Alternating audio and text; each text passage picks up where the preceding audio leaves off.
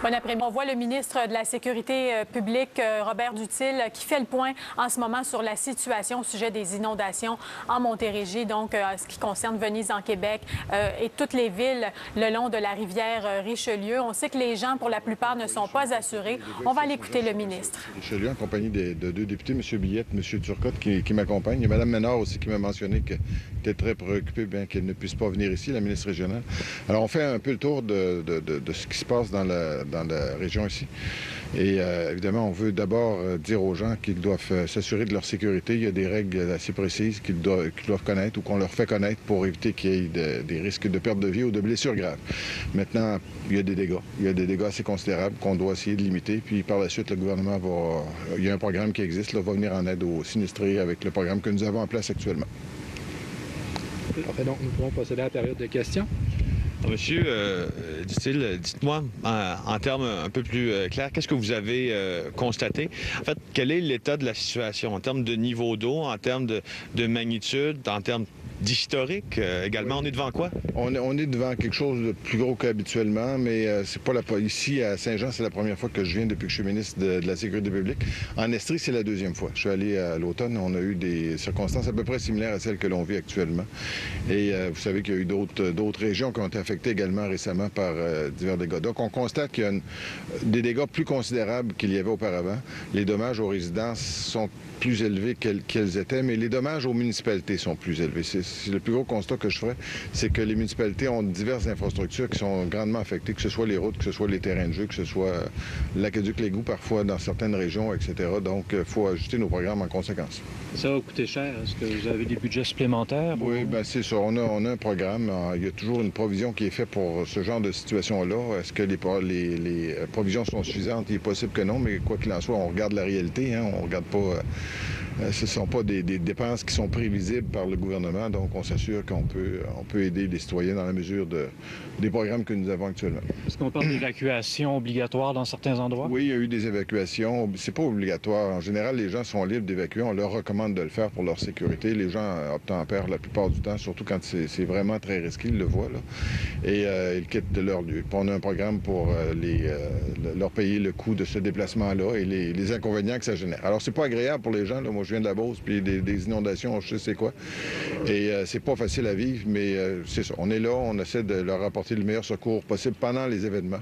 Et par la suite, en collaboration avec leur municipalité, il y a un programme qui existe, puis on essaie de régler pour qu'ils reviennent dans leur situation normale le plus vite possible. Les spectateurs se poseront peut-être la question, pourquoi le maire de Saint-Jean-sur-Richelieu, à moins que si je ne m'abuse, je ne le vois pas à vos côtés, là, hein? Une raison pour ça, parce que les résidents ici ont certains griefs là, adressés à la municipalité, notamment en termes de déploiement des mesures d'urgence pour les sacs de sable, etc. Quoi répondre à ça? Bien, je pense que le maire a été avisé, comme tous les autres maires. Il n'est pas ici parce qu'il a décidé de ne pas y être, j'imagine, parce que nous, en général, on fait ces interventions-là en présence des maires. Votre programme d'aide, donc, ça se résume à quoi? Les gens peuvent espérer, grosso modo, je sais qu'il est tôt pour le dire, mais combien? Bien, je ne peux pas le résumer. Il y a plusieurs mesures qui sont des mesures d'abord de déplacement des gens, par la suite de réhabilitation. Alors, ce que je dois dire, là, c'est que les mesures concernent les maisons principales, ne concernent pas les maisons secondaires et concernent les biens essentiels, ne concernent pas les biens non essentiels qui sont définis dans le programme qu'on retrouve sur Internet et que les gens peuvent avoir à leur municipalité là, en détail. Qui prend le leadership sur le terrain? Est-ce que c'est les autorités locales? C'est la sécurité civile? C'est toujours les municipalités. La protection, la sécurité civile, c'est une affaire d'abord et avant tout municipale, mais étant donné que ça n'arrive pas très souvent dans des municipalités, l'expertise, elle est au ministère de la Sécurité publique et on leur apporte tout le support qui est possible. Et on détache nos gens de d'autres régions qui ne sont pas sinistrées pour le moment vers les régions qui sont sinistrées pour s'assurer qu'ils peuvent suivre le rythme parce que, évidemment, là, regardez, c'est pas tous les jours qu'il y a une pareille inondation, heureusement d'ailleurs. Est-ce qu'on parle de situation de crise ou pas encore? Non, je vous dirais pas que c'est une situation de crise. On voit ce genre de phénomène-là assez régulièrement. C'est juste plus fréquent que c'était. C'est le constat qu'on a depuis quelques temps, depuis quelques années.